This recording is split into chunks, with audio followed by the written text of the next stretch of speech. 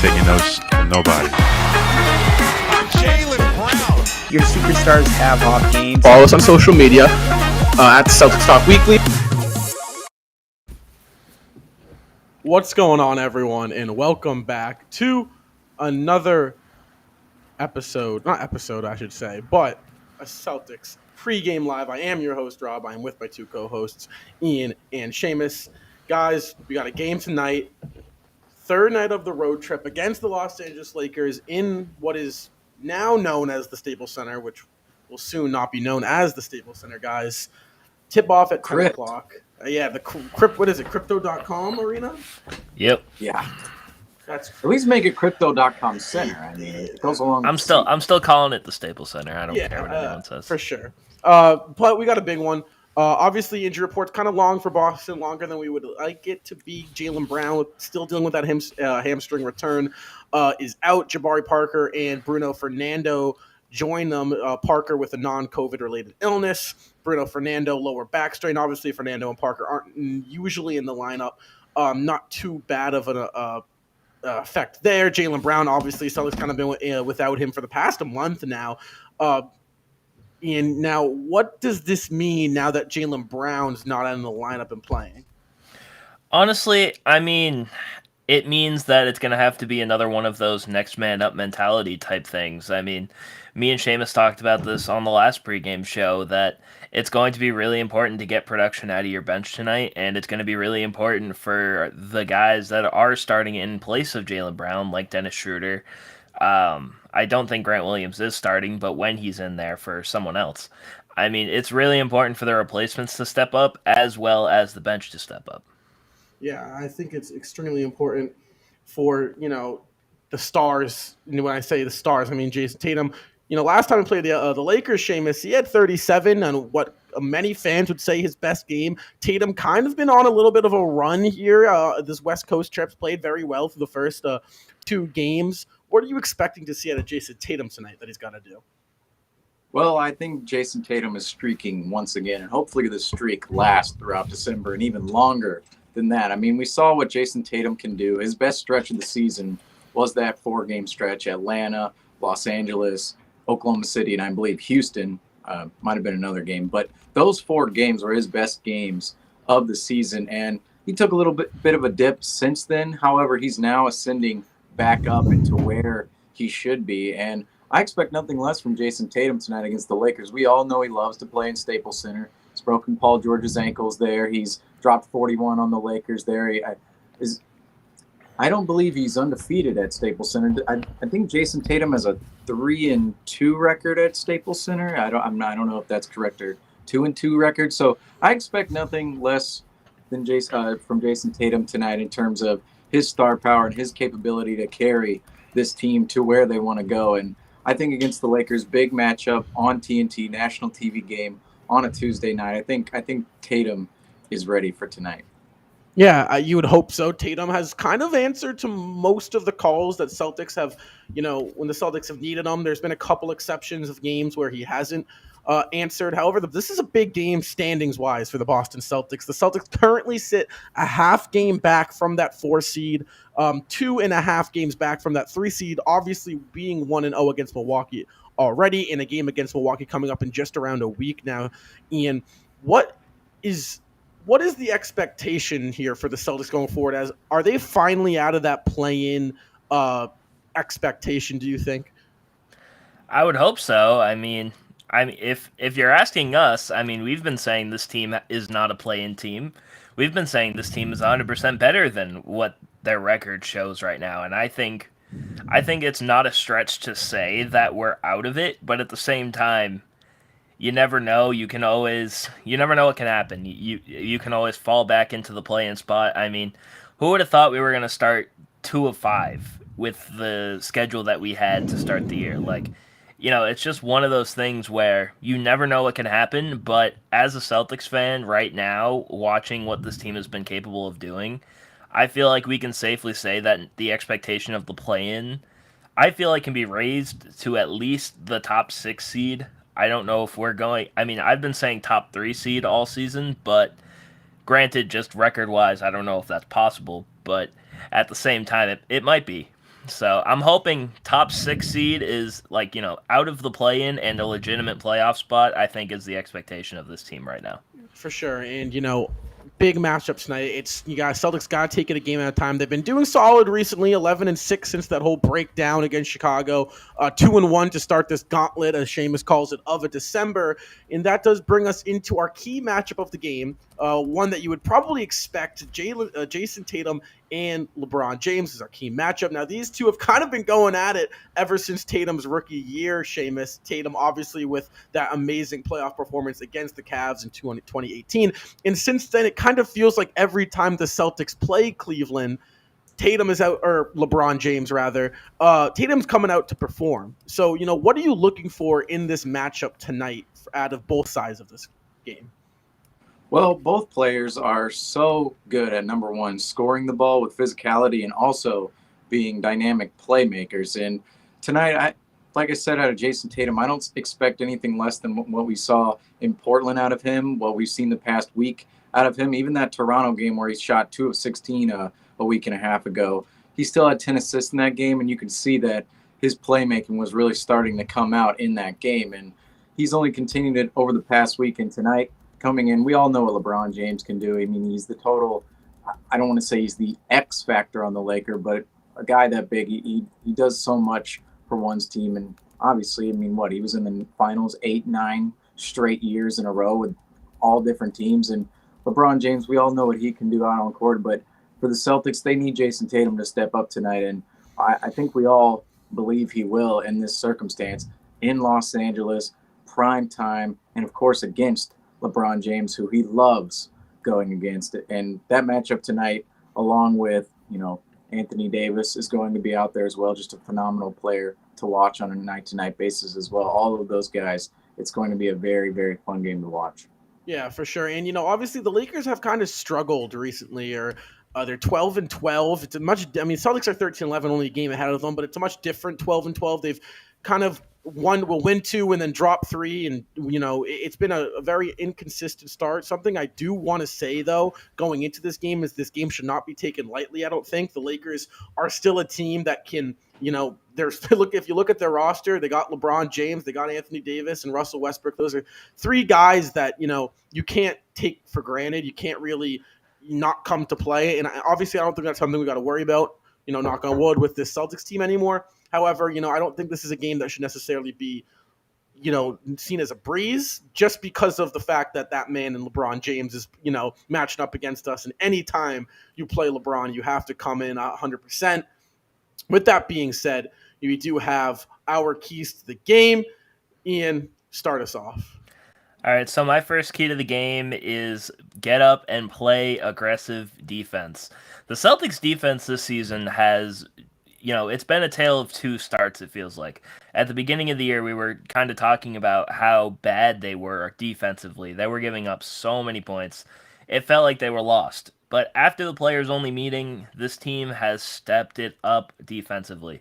And, like you said, we're playing Anthony Davis. They got Russell Westbrook, Carmelo Anthony, and the washed king, LeBron James. So it's going to be really important to play defense tonight. I say play aggressive defense as in be active on the defensive end. Don't commit a bunch of unnecessary fouls. Like, not that kind of aggressive, but being active on the defensive end. For sure. And Seamus, what is your key to the game tonight? I think it's creating and converting off of turnovers. As we look at the numbers, the Lakers still turn the ball over more than almost every other team in the NBA, every team in the NBA. And for the Celtics, they're one of the worst teams this year at converting off of turnovers. Not necessarily because they don't create any, but because they're just simply not converting off them at a level in which you'd like to see the team convert off of turnovers. And tonight, if the Celtics take advantage of the Lakers' inability to take care of the ball, then I believe they'll be in a good spot to come out and win this game tonight. For sure. And obviously my last key to the game for tonight's game is get out and run. It kind of plays into what Seamus just said. This Lakers team does not like to play defense. They do not like to play a fast-paced game. And that's, partially because of their age and their, lack of defensive talent. So I think it's really important for the Celtics to get out and run with the basketball, whether that's off a turnover off the defensive board. In the bigs got to look up down court.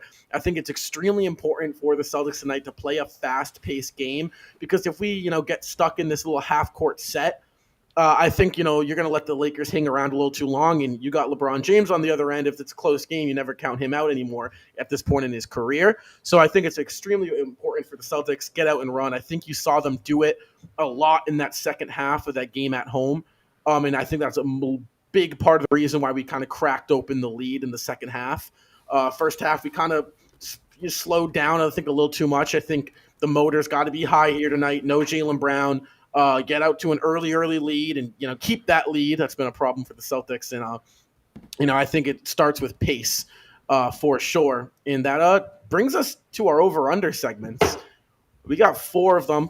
Key game, the bonus one, Celtics, Lakers, TNT. Now, Celtics scoring here has been absolutely hot, guys. What back-to-back games with 140 points or 130 plus. Jayson Tatum's been on a roll. So, do the Celtics tonight here, do they crack 110.5 total points scored? Well, the last time we played the Lakers, I believe we had 130. The Lakers play pretty fast, and the Celtics, they want to get up to that fast-paced game as well. I'm going to go ahead and say the Celtics do break that 110 mark tonight. Yeah, I agree. And like you said previously, the Lakers, they don't really play defense that well. So, I'm hoping we get over 110 points. That would be ideal. So, I'm going to say over. Yeah, I feel like based off the last 2 games, you have to. I don't know how much longer. I don't know if this is the Celtics' new theme, is just scoring at extremely high level. But I do think a Laker team that is not. What are they ranked defensively? I want to say they're in the bottom half of the league defensively. Celtics on a roll shooting wise. If the black headbands are out, I'm 100% taking the over. No question. But I'm still gonna, with that, regardless of the headbands, I'm gonna join you guys. Take the over. I think Celtics have been clicking offensively. Lakers not an amazing defensive team. If they're gonna beat us, I think they're gonna have to beat us, on their offensive side of the court. And, playing into the total points, you kind of have, there's just the starters and the bench players there. The bench, obviously, kind of the big bench pieces are playing. Langford's back in the lineup. Schroeder, Richardson healthy. Finally, Richardson is playing more than 1 or 2 games in a row. Guys, tonight, do you have the Celtics bench over or under 30.5 points scored? Ooh, it went up 5. So it went up 5 points from what we saw last week, I believe. What game did me and you do, Ian? What game was that? Where we did the bench? We did the Blazers game, and they dropped like 50. No, that was. Yeah. No, you're right. Yeah, it was the Blazers game. Duh, we scored 145. I was thinking it was the Sixers game where we scored 88. But 30.5 points tonight. Now the question is going to be: is this going to be a blowout like we saw last time against the Lakers on either side, or is it going to be a close game? If it's a close game, I'm going to say our bench probably doesn't reach that threshold. But if it's a blowout, I think we certainly have the potential. But then again, I said we'd break 110 tonight. I'm going to have to go over tonight for the bench. I wanna join you and take the over. My only reason that I'm hesitant is just because Schroeder is no longer. Well, he wasn't off the bench last game, but he's in that starting lineup, and he is kind of the key source to when Schroeder's coming off the bench in this type of over under. You kind of got that 15-point handicap you can lean on. Because he's going to get you for sure 15 points.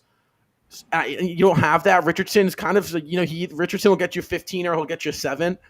There's really no in between. He goes for 10 occasionally. I don't know, because if I take the under, that's a lot of points for the starters.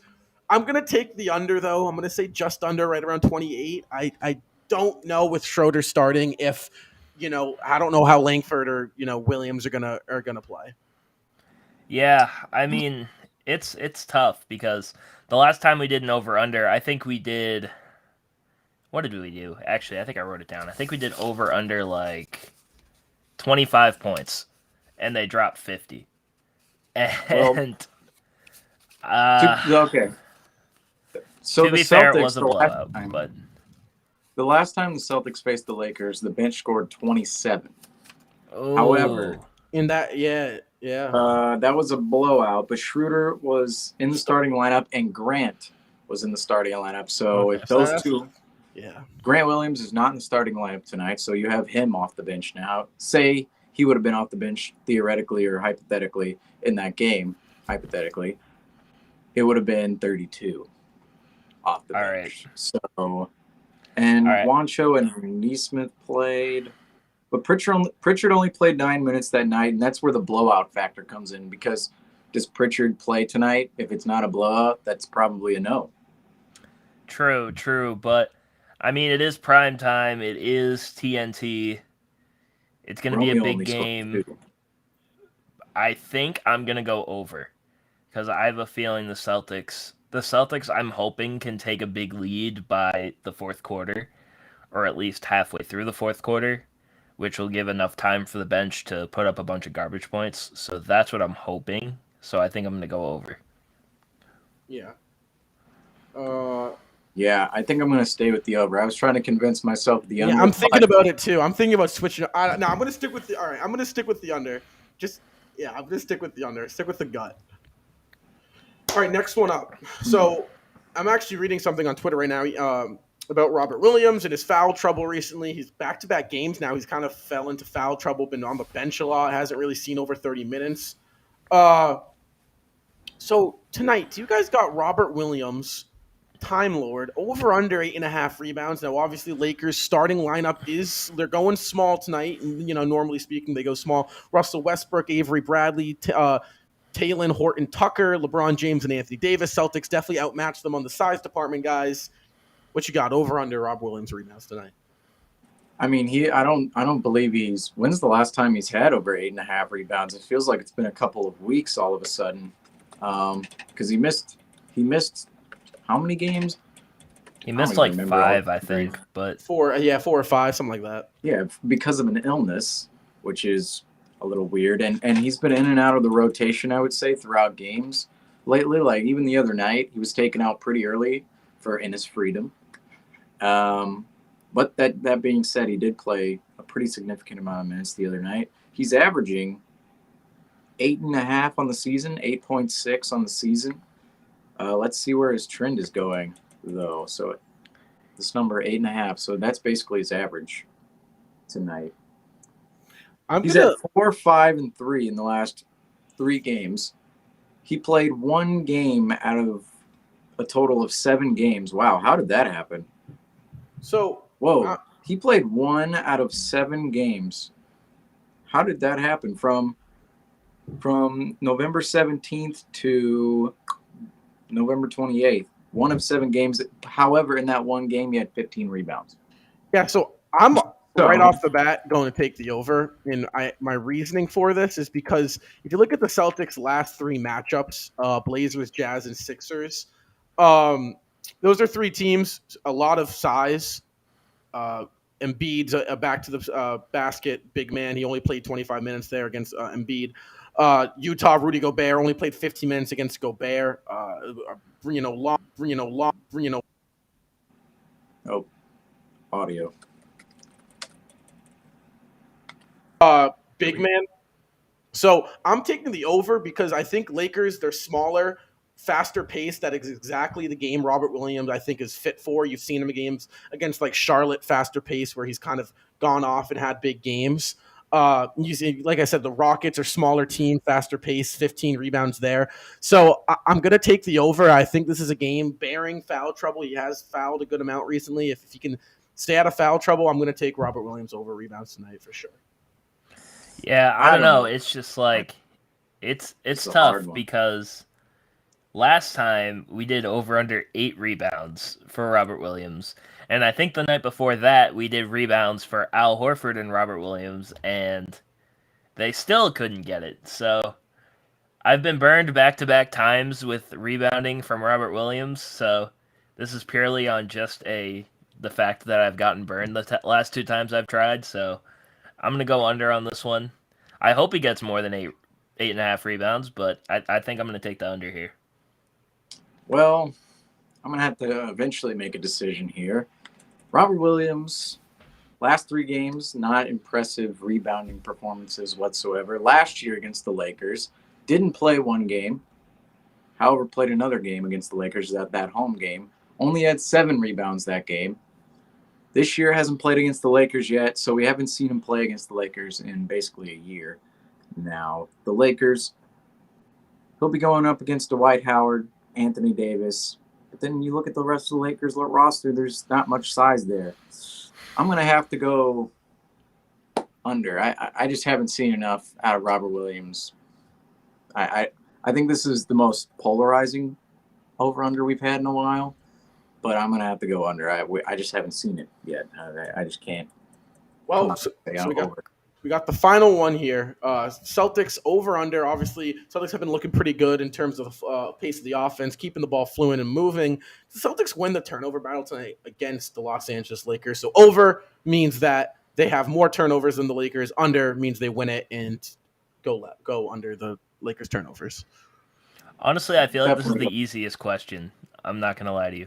So, wait, so over is they get more? Or over is they get more. So I'm taking the under. They win the turnover battle. They have less turnovers. Okay, so I'm taking the under because the Lakers are basically known to be a turnover-happy team. Yeah, I'm going to go with you there. I'm taking the under. Dude, the last question was such a curveball, and then this one was just high up in the zone, right in the sweet spot. We're hitting this one right out of the park. Well, like, I mean, it's hard to deny the fact that the Lakers, literally the entire issue and most of their issues have stemmed from the fact that they can't keep the ball in their hands. And they also have Russell Westbrook, who we haven't talked about a lot recently, but I mean, he's been okay as of recent, but at the same time, he's basically known as a triple-double guy, but he can have a quadruple-double on some nights with his turnovers, so that's kind of what I'm banking on, hopefully. Yeah, I think so. Celtics have also looked.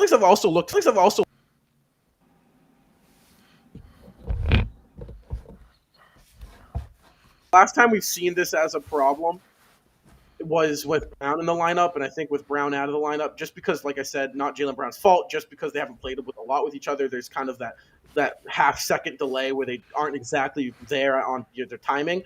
I think this is a lineup that's obviously played a lot together, the Schroeder starting lineup. So, yeah, I think they win the turnover battle, no question. Celtics versus Lakers tip-off coming up shortly, guys, here. We're closing out on the show. Before we do close out, you guys got any last words, anything you got to say about this game tonight against LA? Ian, go. Do you want to go first? All right. So if there's any Lakers fans watching this, what are you going to call the crypto arena? Because this could have some not so great consequences sometimes, especially in Los Angeles. So I don't know what your nickname for the new arena is going to be, but it's going to be the Staples Center until I forget about it. Because if you think about it, how many people call it the TD Garden? Like, most people don't call it the TD Garden. People just call it the Garden. So I'm still calling it the Staples Center. Yeah. Imagine if they came out and were like, "Yeah, it's going to be the TD Arena now." It's like, what? Going down to the TD Arena? Well, I was seeing talks that there was some speculation going that TD Garden was going to switch over to the Verizon Garden. Verizon. It doesn't matter. Arena, it doesn't matter what you put in front of the Garden. Yeah. I'm still going to call it the Garden. The Garden. Like, as long as you keep Garden, then that's fine. Yeah, we picked the right name because no matter what the sponsorship is, it's going to be Garden. But with them now, it's not. They picked Staples. They've been calling it Staples for years, and that's really just a office supply shop. It's just their sponsorship. Out of Massachusetts, no ironically. Everlasting name. Now all the names are changing, but yeah, I'm down with the crypt. The crypt. Going down to the crypt. Okay. Crypto.com center. I don't know that. Better. Uh-oh. Got audio issues. Wait. Before we go, this has the potential to be a Goldilocks period for Boston sports, and you have to enjoy the moments in life nowadays. You really just do. Just the individual moments. Last night, the Patriots beat the Bills. I would say somewhat unexpectedly with how they played. Oh, completely You, unexpectedly. Oh my you rushed God. 47 times. You passed 3 times. It was absolutely insane, but one of the best games I've ever watched in terms of being completely anxious the entire time. But the Patriots win last night. Great win.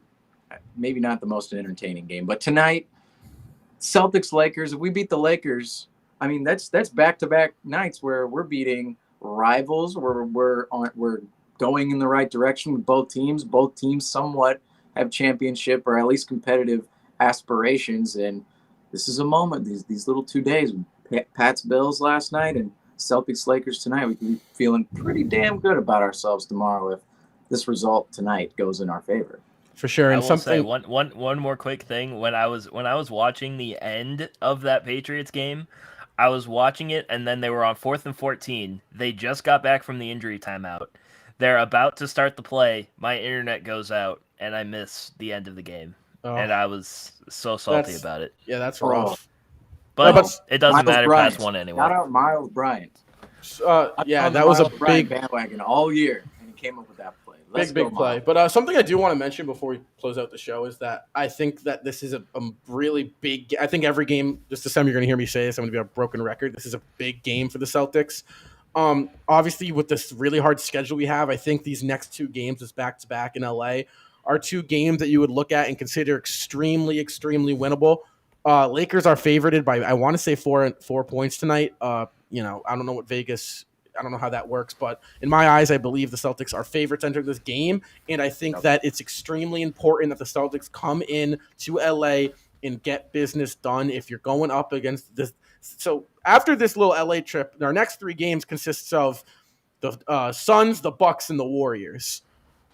So obviously, you don't like to look too far ahead. You focus on the objective at hand is what Bill Belichick would say. So obviously focus on the Lakers tonight. However, Celtics, if they come out of this little span 15-11, sitting at the 4 spot, 1, confidence is going to be through the roof playing those great teams, thinking you can hang with them. 2, you're sitting at the freaking 4 spot, which is for Celtics fans been about a year and a half since we've been in the 4 spot. So let's take care of business out in LA because I'm sick and tired of sitting in the 6 spot, Boston. Or the 9 spot. Yeah, the 9 spot. So these are 2 games against not bad LA teams, but LA teams that are going through some struggles right now, trying to find themselves. They're freaking prey, standing out in the open, take advantage, and let's freaking beat LA tonight. I'm hyped. Celtics, Lakers, 10 o'clock tip-off on TNT. We'll be right back here for post-game. Hopefully, I'm keeping the same energy if the Celtics get a win tonight. We'll see you guys, like I said, back here. LA. Yes, Beat LA.